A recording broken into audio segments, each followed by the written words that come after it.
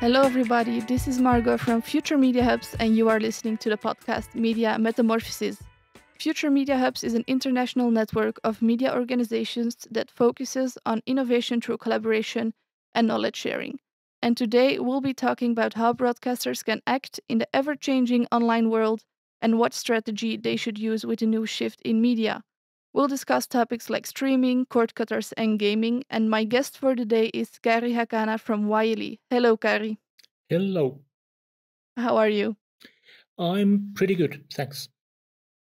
All right. So today you will be sharing your insights, experiences, and expertise you gained through your career. But tell us a bit more of who you are. Well, my name is Kari, as you said, and I work for the Finnish public broadcaster, which in Finnish is Yleisradio and YLE, or Yle for short. I've been working with YLE now over 10 years, and most of my time here I've been working with our streaming platform YLE Arena, which has both audio and video streaming in one application. For about 8 years, I was head of services at YLE, so I was in charge of development and running of the service. A couple of years ago, I changed my job here in the YLE, and I'm now working with telcos, teleoperators, and device manufacturers, making sure that the YLE services are running with them okay.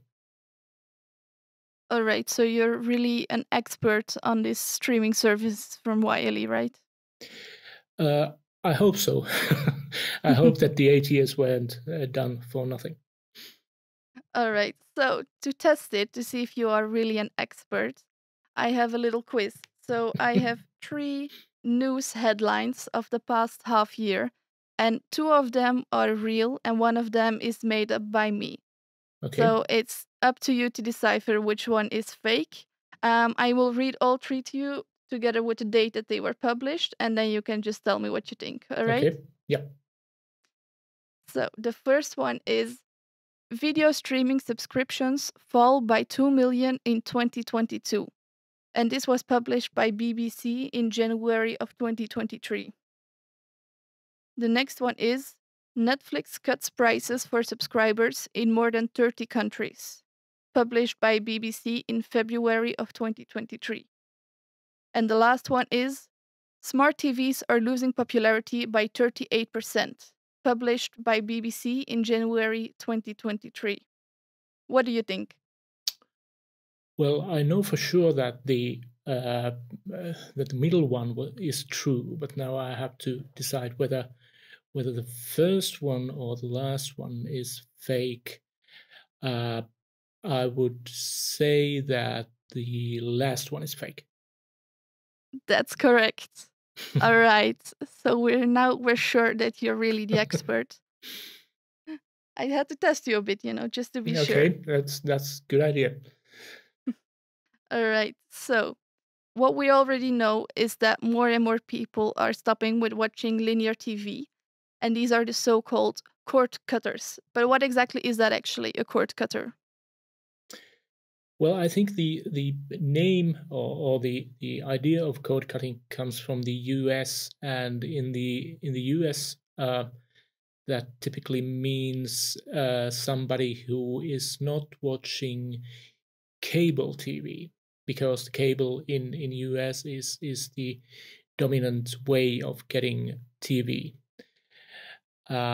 At least in the Nordic countries, and especially in Finland, the term cord cutter in that sense doesn't really apply, as Finland is there's a high ratio of people using free-to-air channels in Finland, and the pay TV channels are not that popular. They've never been that popular in Finland.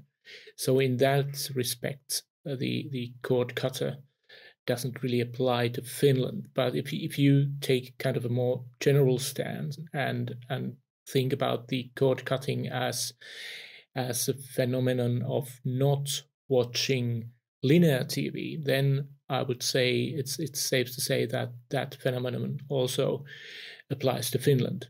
But the extent of cord cutting, in a sense that you never watch any linear TV, I would say that that doesn't really exist. Even the younger generations or younger demographics that don't use that much of TV, they still do watch linear TV at some level, at least.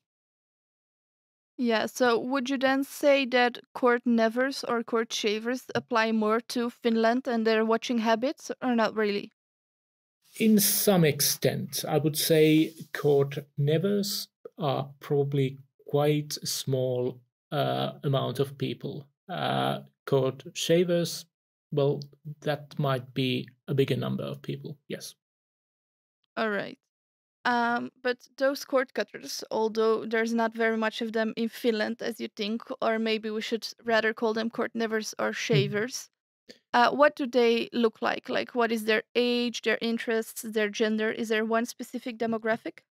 I would say that, first of all, it's safe to say that they are demographics lower than 30 years. I would say uh, predominantly they are 15 to 25, and more often male than female, but it's a bit hazy. But that probably is the best way or safest way to describe these people. Yeah. So, and why do you think that there are more and more cord cutters? Is it because people have less free time than before, or is the social aspect of watching TV disappearing?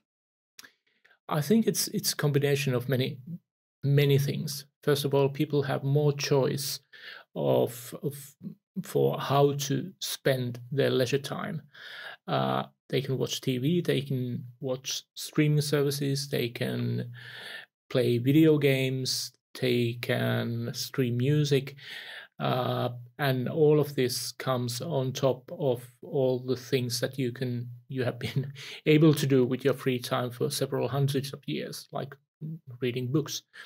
So I think the most important thing is the amount of choice that you have for your free time and how to spend it. Also, there are generational things that I think it's universal truth that if your father and mother are doing something, then that something is something that you don't really want to do, because that's something that old people do, and it might be that television is one of those things that your mother and father are doing, so it's not that pleasant thing for you to do if that's something that your parents are doing. So you're almost saying it's a bit like a rebellious thing to be different. I don't think it's that much of a rebellious. I would say it's more like it's embarrassment to do something together with your parents. So But don't you think that aside from that, COVID also had a big impact? Because I do feel like with the COVID crisis, streaming services like Netflix really had a boom.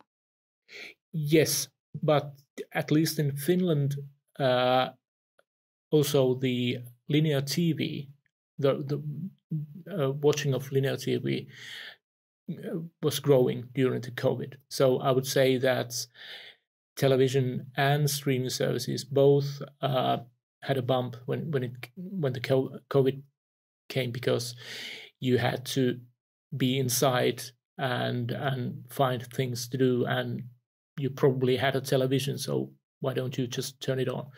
So yeah, COVID had impact, but it also impacted positively on the linear TV.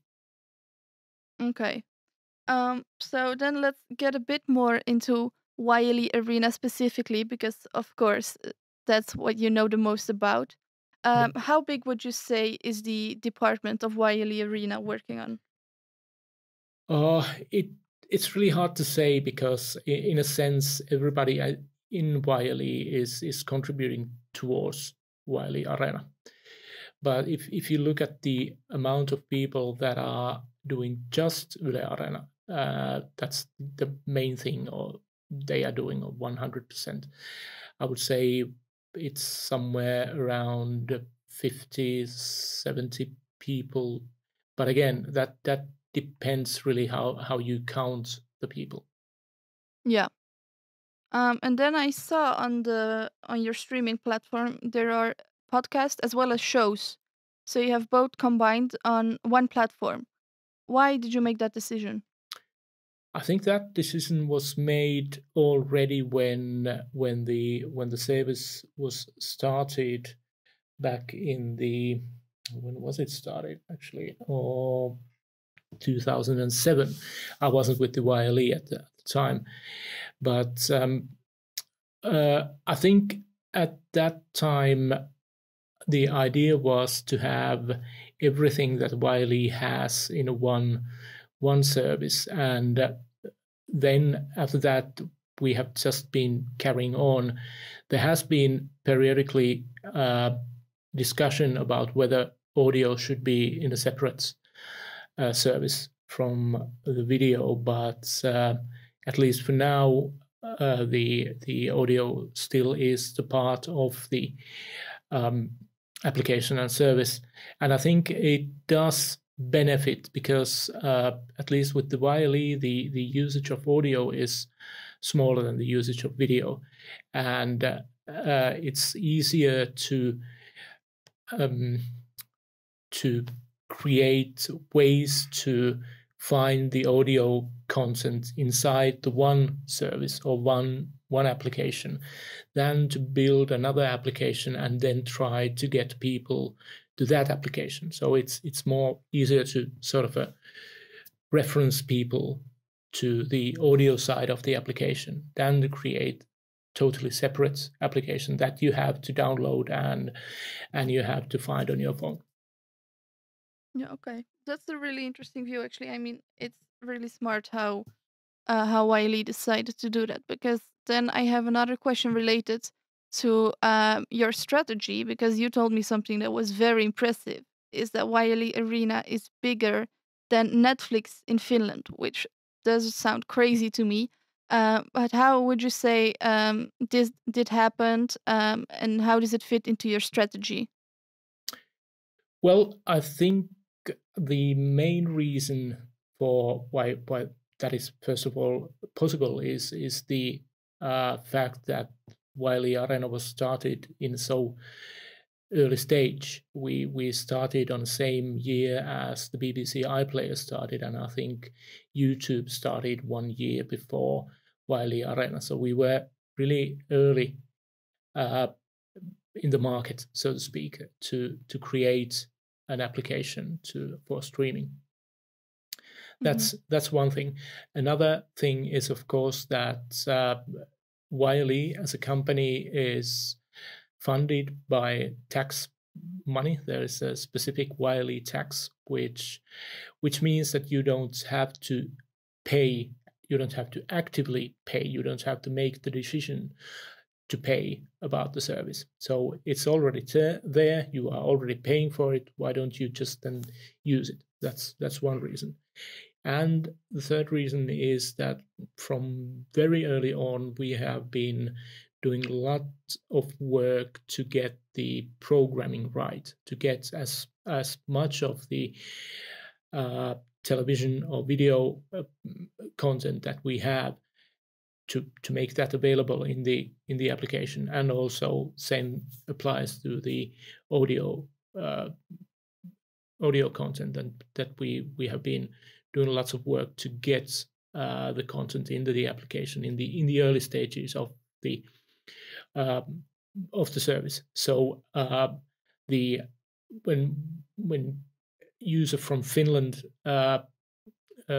thinks about listening an audio program or watching video program, he can be quite sure that the whatever YLE has been broadcasting on television or on radio, it's available in the Arena, and also that there is a programming that's specific for Arena that has been that hasn't been on TV or in radio, that's only available in the Arena.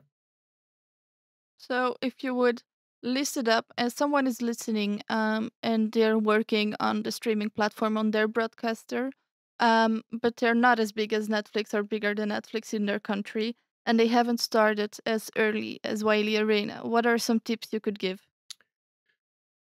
Go back in time and make the good decisions earlier. No, it's really hard. I mean, at this moment, I think the way of telling the users or watchers or listeners that your service is worthwhile is very hard. I mean, you have many commercial streaming platforms that have lots of appealing content, but if somebody would be starting a streaming platform now, I would say that the ability to create and buy content that is appealing for users is the number one. You have to have the content. No matter how great application you have, people are not going to come there or use it just for the fun of using the application. So the content is the number one thing. And then another thing is to create a user experience that is understandable and easy to use, so that you can use it as easily as television or more easily as television or radio. And that's really a hard thing to do, but that's something that everybody should be trying to do. All right. Thank you. I hope they're really happy with these tips because I think they're very valuable. Um, so, about this content you're talking about on the streaming platform, can you see all the TV shows and movies that were on linear TV on your streaming service, or only parts of them, or not? I would say at the moment it's like 99.9% of the content that is available on television is also available in Arena. There are some exceptions, but those are really something like the Oscars, the movie gala, or some sporting events that might have quite restricted rights. Those might be the only exceptions that are on place at the moment. And when it comes to audio, I would say it's everything and then some, because there are lots of podcasts that are only available on Arena that are never being broadcasted on radio. And do you then choose since almost everything is available is firstly on linear TV and then on the streaming platform? Do you choose the TV shows and the movies you're gonna show on linear TV based on if they're suitable for the streaming platform as well, or is that not really something you take into account when choosing the content? Content is not really my side of work, but when it comes buying content from outside content providers, I think at this moment we don't buy content if we can't get it on the streaming platform. So if somebody is selling us a movie and says that this movie can't be seen on the streaming platform, then most probably we won't be buying the rights and we won't be showing it on TV. Yeah, okay, so it does really play a role, so it's really important. But then if we take a look at it the other way around, how much of the content on the streaming platform is only on the streaming platform and was never on linear TV? It's really hard to say because the content, of course, changes on a daily basis and on a weekly basis, depending what the rights are. But on a video, there's lots of live content, for instance, that is made like news content. What would be a good idea? I think yesterday the Turkish Parliament decided to say yes to the Finnish application to NATO, and I think there was a special show on YLE Arena about that one. It came from the Turkish Parliament, I guess, and that kind of things that you don't really show on the traditional television channels, but you can show it on the arena. There's not that much of content like series or movies that are only available in arena. There are some. We have some permanent rights for some archive contents and movies and series that are only available on arena. Otherwise, it's quite small amount of content. But then if you look at the audio, there is I would say tens of podcasts that are only available on Arena that are never being broadcasted on radio. All right. Then if we talk about data, it's a big topic right now. It's way easier to collect the data of your streaming platform than to collect data from linear TV, of course. How much does it help to have this much more data from the streaming platform to decide what you're gonna broadcast on linear TV?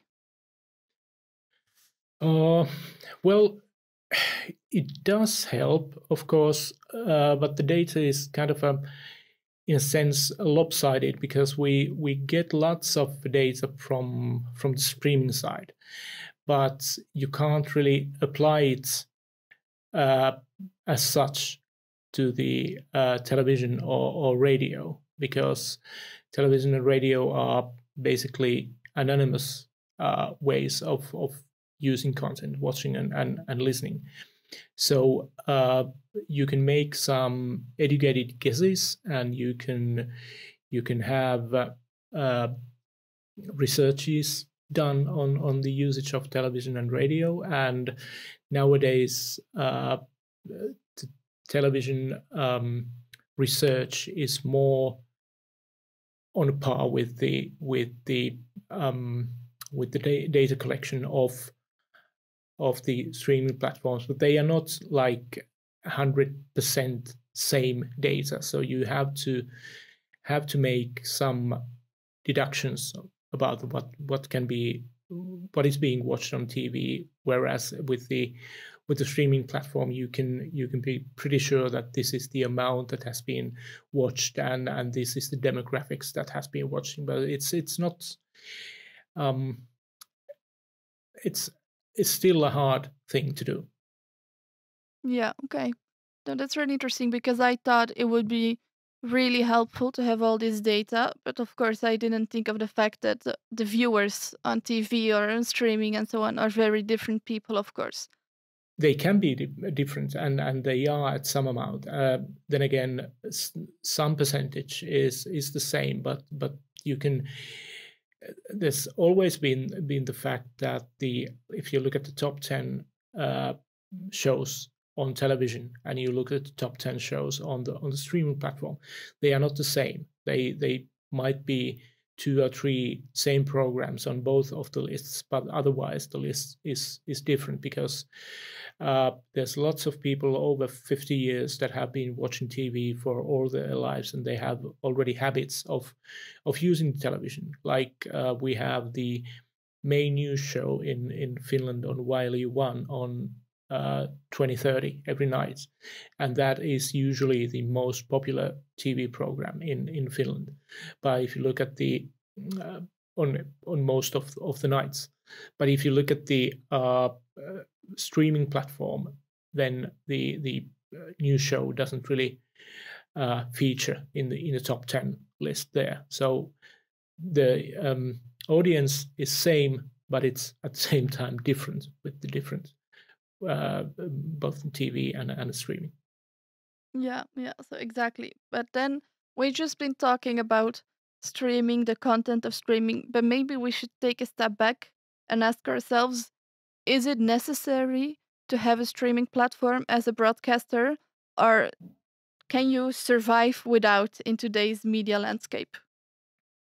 you could probably survive in a sense if you think that the role of a public broadcaster is to show news and show you stuff that you really can't live without, which is basically news and maybe some general information. But if you think that the public broadcaster's role is anything more than that, then I would say that it really can't survive without its own streaming platform. Mm-hmm.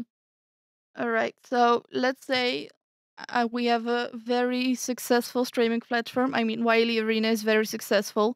So YLE Arena, lots of monthly viewers, very successful. But how do you try to make it accessible? Because as long as it's not accessible, it can be as great as you want, but you won't attract viewers. That's true. I think the if you look at the technical side, first of all, it has to be easy to use, so that people can use it on their telephones or on their TVs or on their computers without any problems. It has to be reliable, so that when you want to watch it or when you want to listen it does work. And then I would say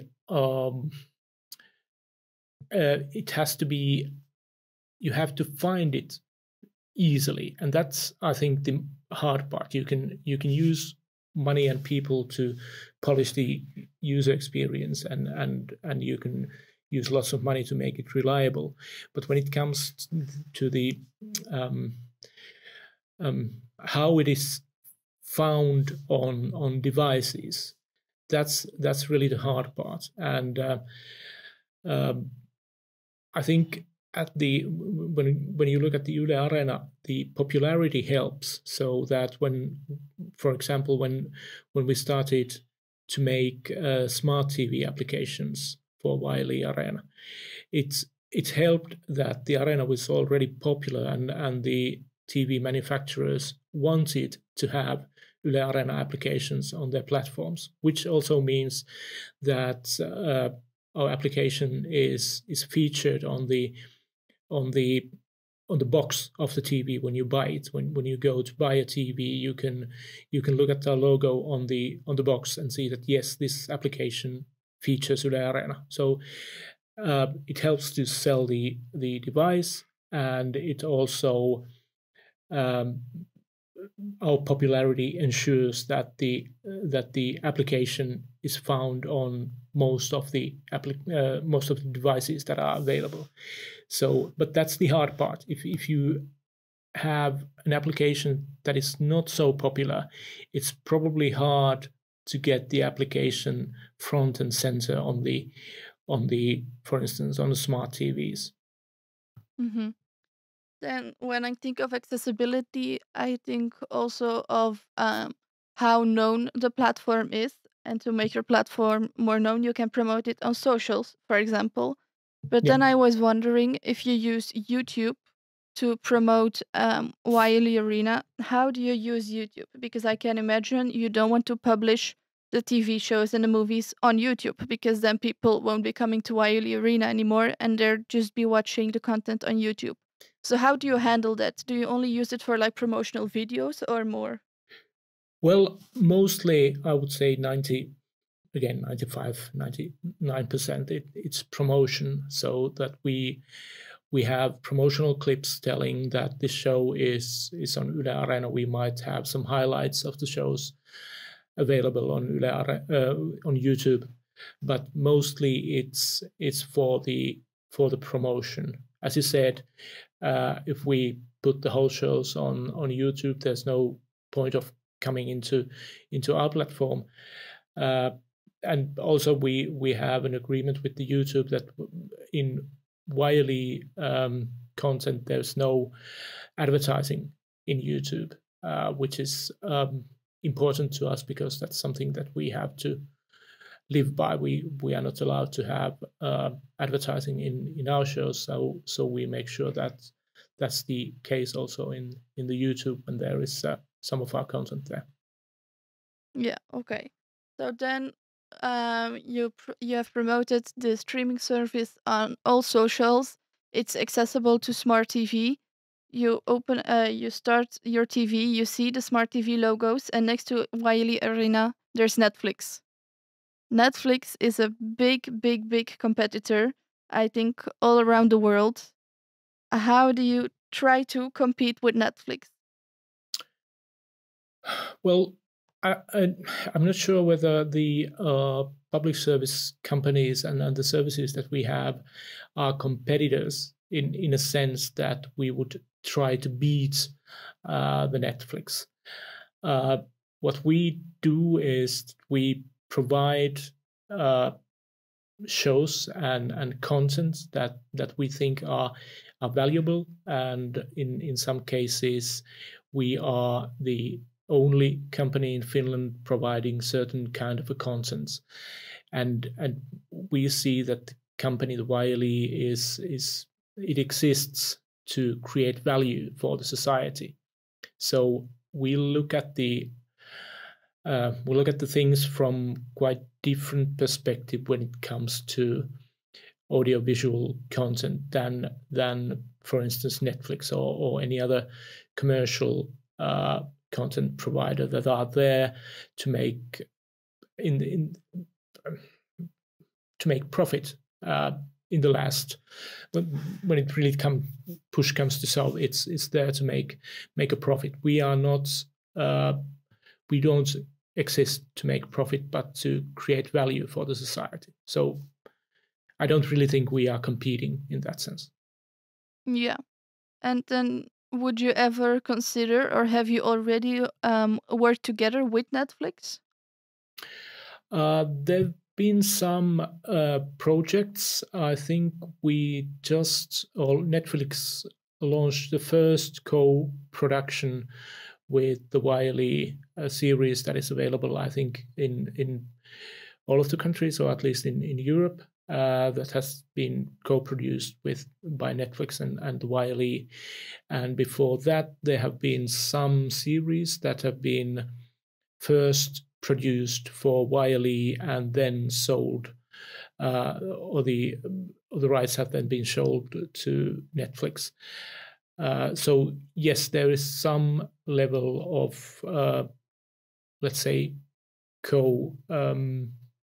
at least one co-production and some series that have been sold to Netflix.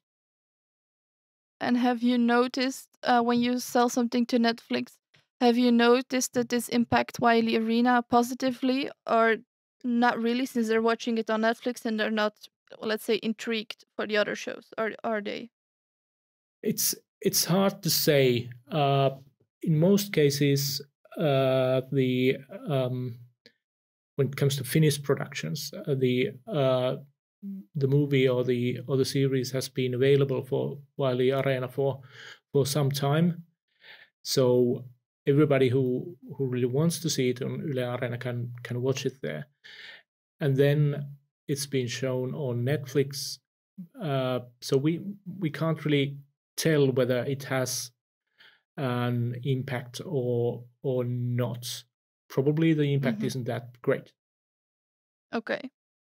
So we've been talking about TV shows, movies, streaming, linear TV, but maybe we should ask ourselves the question, are people even still watching the typical TV shows and movies, even streams or linear TV? Or are they more going to other platforms where traditional broadcasters are not active? Let's say, for example, Twitch. Are you experiencing customer leakage or not? It's really hard to say. There certainly is interest for Twitch in Finland and the users that YLE is trying to reach. Whether that is considered a leakage or whether that is something that we have to think and address on our own services is another thing. We have been doing some game streaming on our own platforms. We've had some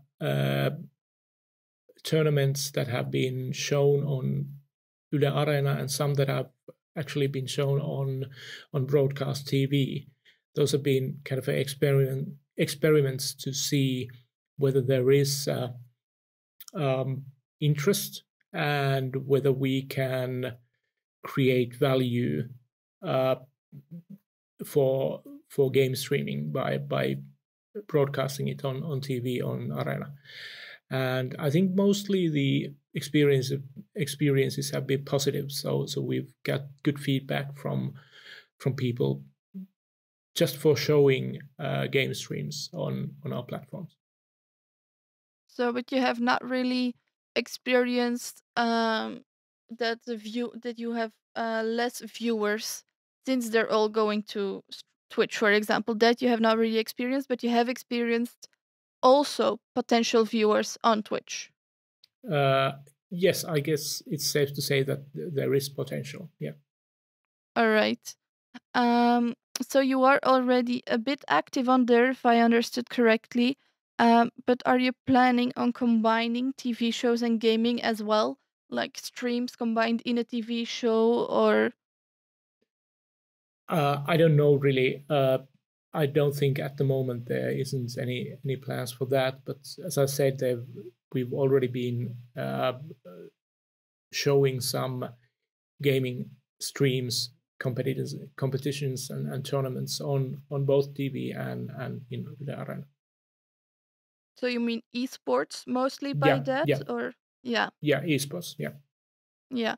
But then we do see that game streaming, watching game streaming is declining, that there's still less and less people watching it after COVID. So I'm not sure if there is potential. I don't know what your thoughts are on this, since we do see it declining. I don't really know. I think it's logical that the game streaming would be declining after COVID because, as we said in the beginning of this podcast, the COVID created lots of things or created a need to pass time inside your apartment. So it's logical that the game streaming was booming during the COVID, but I don't really know about the possible decline of game streaming, so I can't really comment on that. All right. Okay. Then I think it's almost time to round off this podcast, but I still have some rapid fire questions for you. So Okay. it's a quick round. You always get two options, and it's just your preference to get to know you a bit more, what you like the most. Are you Okay. ready for it? I'm ready. All right. Streaming or live TV? Streaming. Shows or movies? Shows. Watching together or alone? Together. Romance or action? Action. Gaming or TV? That's hard. TV. All right, so we ended with a hard one. So, if we take a look at this podcast today, is there anything you like to add? And what can people really take away from this podcast from today? Well, first of all, I would say that YLE Arena shows that the public broadcaster can create a successful and meaningful streaming platform and service, and it can show what value can be added to society via this streaming platform. I think that's the main takeaway. And is there anything you like to add? Some final words? I hope these are not my final words. That's what I would like to add. All right. Thank you. So how can the listeners stay in touch with you, Kari? On LinkedIn? On LinkedIn and on Twitter. I think those are the easiest ways. All right, perfect. And the listener can stay in touch with Future Media Hubs on futuremediahubs.com, where you subscribe to our newsletter, and you can also follow us on LinkedIn. Thank you so much, Kari, for being my guest today. Thank you so much to the listeners. I hope you learned something and you gained some insights. And this was the podcast Media Metamorphosis. Thank you for listening.